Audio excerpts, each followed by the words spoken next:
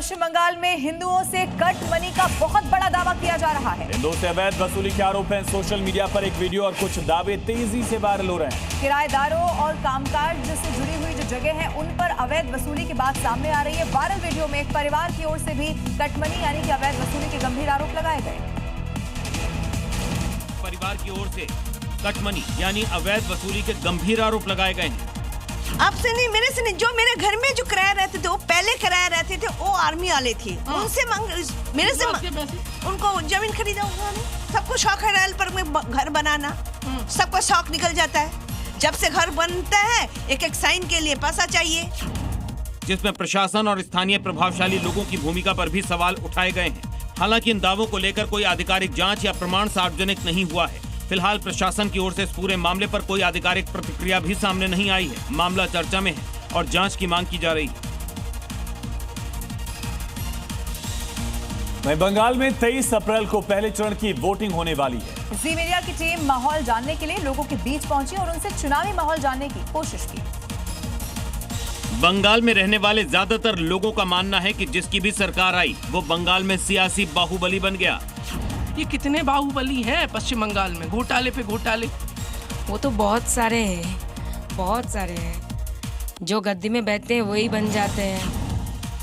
TMC सरकार पर BJP cut money लेने का आरोप लगाती है। जब लोगों से इस पर सवाल पूछा गया तो उन्होंने भी कहा कि वो भी नेताओं के घोटालों से परेशान हैं। घोटाले ज्यादा होते हैं, बहुत ज्यादा। मैंने एग्जाम दी, पास किया, पुलिस वेरिफिकेशन भी हो गया, फिर आज भी मैंने अभी तक मेरा अपॉइंटमेंट लेटर नहीं पाई। हालांकि इस बार बंगाल में ममता की वापसी होगी या फिर बीजेपी की सरकार बनेगी, ये 4 मई को नतीजे आने के बाद साफ हो जाएगा। टीएमसी नेता अभिषेक बनर्जी ने केंद्रीय गृह मंत्री अमित शाह को बड़ी चुनौती दे दी है। एक रैली के दौरान अभिषेक बनर्जी ने कहा कि अगर अमित शाह में हिम्मत है तो वो 4 मई यानी काउंटिंग के दिन कोलकाता में ही रुकें। ये चैलेंज दिया गया। अभिषेक बनर्जी ने पश्चिम बंगाल में एक बार फिर से तृणमूल कांग्रेस की जीत का दावा कर दिया है। अभिषेक बनर्जी ने कहा कि ममता बनर्जी चौथी बार सत्ता में वापस लौट रही हैं। अभिषेक बनर्जी ने कथित तौर पर अमित शाह को 4 मई को कोलकाता में रुकने की चुनौती दी है।